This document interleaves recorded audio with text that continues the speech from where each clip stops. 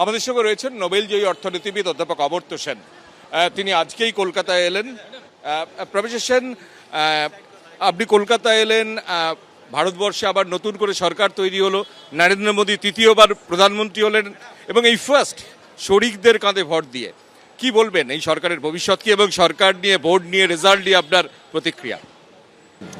নির্বাচনের ফলে কিছু পরিবর্তন হবে, এটা তো আমাদের আশা খুবই আছে ভারতবর্ষে, এবং তার এই পরিবর্তনের মধ্যে আগে যা যা কাজ হয়েছে এবং এখনও চলছে তার মধ্যে কিছু লোককে জেলে পড়া ইত্যাদি, এবং গরিব ধনীদের মধ্যে পার্থক্যটা আরও বড় হওয়া, সেগুলো তো একটু বন্ধ হওয়া দরকার। এবং রাজনীতির দিক দিয়েও একটু খোলা মন হওয়া দরকার। বিশেষত ভারতবর্ষ একটা সেকুলার দেশ, আমাদের কনস্টিটিউশনও সেকুলার, সেটাকে একটা হিন্দু রাষ্ট্রে পরিবর্তন করাটা তো সমীচীন নয় বলে আমি মনে করি। এবং নির্বাচনে যারা ভোট দিয়েছেন তারাও এ বিষয়ে সন্দিহান, এটা তো বলা যায়। যেমন যেখানে রাম মন্দির রয়েছে অযোধ্যায়, সেখানেই বিজেপি হেরেছে সেই কেন্দ্রে। বাদে যেখানে বিজেপি অনেক খরচ করে বড় মন্দির বানিয়েছে, তাতে দুটো দিকেই আছে। একটা হচ্ছে তার মধ্যে ভারতবর্ষকে একটা শুধু হিন্দু দিক দিয়ে দেখা, যেটা মহাত্মা গান্ধী, রবীন্দ্রনাথ ঠাকুর, সুভাষচন্দ্র বোসের দেশে হওয়ার কথা নয়। সেটা করার চেষ্টার মধ্যে যে একটা চিন্তাহীনতা আছে এবং যে ভারতবর্ষের প্রকৃত রূপটা অবহেলা করা আছে, সেগুলোর পরিবর্তন হওয়া দরকার। এবং তার সঙ্গেও এবং মন্দিরেও সেটা দেখা যায়। এই মন্দির করতে গিয়ে বহু লোকে জমি টমিকে ছোট জমি প্লট থেকে নিয়ে তাদের মধ্যে যে একটা ভয়ের ভাব এনে দিয়েছে, সেটাতে তো এটাই প্রমাণ হলো যে ভারতবর্ষকে হিন্দু রাষ্ট্র করতে গিয়ে তারই একটা দিকে ধনীদের উপরে নির্ভর বেশি করা এবং গরিবদের অবহেলা করা, সেটা তো বহুদিন ধরেই চলছে এই সরকারে। এবং সেটা যে পরিবর্তন এখন হবে, এটা আমাদের আশা। তবে এখন অবধি তো ওরা সেটা ঠিক মানতে চাচ্ছেন না। তাই নতুন যে ক্যাবিনেট হয়েছে সেটা ঠিক আগের ক্যাবিনেটের মতোই, মন্ত্রীরাও একই, অথবা একটু রদবদল হলেও তার মধ্যে যারা শক্তিশীল রাজনীতির দিক দিয়ে, তারাও এখন শক্তিশীল, এটা প্রমাণের প্রচেষ্টা হয়েছে।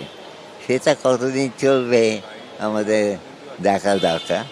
কারণ ভূমিকা কি হবে এবারে? কংগ্রেস 100টি আসন পেয়েছে, এই প্রথম বিরোধী দলের মর্যাদা পাচ্ছে। বিগত এক দশক পর কংগ্রেস এবং রাহুল গান্ধী অপোজিশন লিডার হয়েছেন। একদিক দিয়ে বলা যেতে পারে যে এটা যে ভারতবর্ষ যে হিন্দু রাষ্ট্র নয়, এ বিষয়ে ভারতীয় ভোটাররা তাদের মতামত জানিয়েছেন এবং মতামতটা সেই পরিবর্তনের বিরোধী। আমরা ভারতবর্ষকে গান্ধী, রবীন্দ্রনাথ, সুভাষচন্দ্র বোস এদের সবার সঙ্গে এক মন মিলিয়ে চলতে পারি, সেরকম একটা প্রচেষ্টার প্রয়োজন দরকার। এটা বোধহয় ভারতীয় ভোটাররা জানিয়েছেন এবং সেটা আমাদের মানতেই হবে। যদি এই মুহূর্তে সেটা খুব মানা হচ্ছে বলা যাবে না, তবে যদি ভুলের দিক দিয়ে দেখতে হয় সেটা নানা দিক দিয়েই আছে, যেমন হচ্ছে এই এই এই যে বিনা বিচারে লোককে জেলে রাখা। আমি যখন ছোট ছিলাম তখন আমার কাকা এবং এবং কাজিনস এরা বহু লোকই জেলে খাটতেন। আমাদের তখন আশা ছিল যে বিনা বিচারে জেল ভারতবর্ষ স্বাধীন হলে বন্ধ হবে। সেটা যে বন্ধ হলো না, এর মধ্যে কংগ্রেসেরও দোষ আছে, কেন তারা তো এটা বদলালেন না। এবং সেটা অবশ্য এই এখনকার বর্তমান সরকার অনেক বেশি রকম ব্যবহার করলেন, কিন্তু এটা প্রথম থেকেই সমূল ভাবে বন্ধ করার প্রয়োজন ছিল। আরেকটা হচ্ছে যে আমাদের দেশে বলা হয় যে বেকারের সংখ্যা বাড়ছে, সেটার সঙ্গে যোগ হচ্ছে আমাদের স্কুলে প্রাইমারি এডুকেশনের নেগলেক্ট, তার সঙ্গে আমাদের প্রাইমারি হেলথ কেয়ার তারও অবহেলা। এবং সেটা এই অবহেলার দিকটা এই স্বাধীনতার পর থেকেই, যখন অন্য সরকার ছিল তখন খানিকটা দেখা দিয়েছিল। এখন অবশ্য আরও বেশি বড় রকমভাবে দেখা যাচ্ছে। এখন যারা এমপ্লয়মেন্ট নিয়ে চিন্তা করেন অর্থনীতিতে, তারা যে এই জিনিসটা শিক্ষা এবং স্বাস্থ্যের সঙ্গে এবং অবিচারে লোককে জেলে দেওয়ার সঙ্গে যোগ নেই মনে করেন, সেটা ভুল। এবং আমাদের এটা পরিবর্তন করা দরকার। এর মধ্যে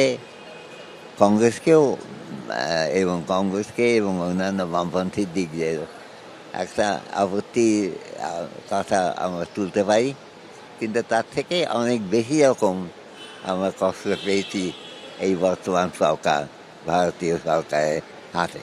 আমরা কথা বললাম অধ্যাপক অমর্ত্য সেনের সঙ্গে। অমর্ত্য সেন আজকেই তিনি কলকাতায় ফিরলেন। ভারতবর্ষের আরও একটা নির্বাচন, লোকসভা নির্বাচন, তার ফলাফল এবং নরেন্দ্র মোদীর আবার প্রধানমন্ত্রী হওয়া, কি করা উচিত, কি করতে হবে, বিরোধীদের কি ভূমিকা হতে হবে, নোবেলজয়ী অর্থনীতিবিদ কলকাতায় পা রেখেই আমাদের সঙ্গে শেয়ার করলেন। ক্যামেরায় সন্দীপ পালের সঙ্গে কৃষ্ণেন্দু অধিকারী, এবিপি আনন্দ, কলকাতা।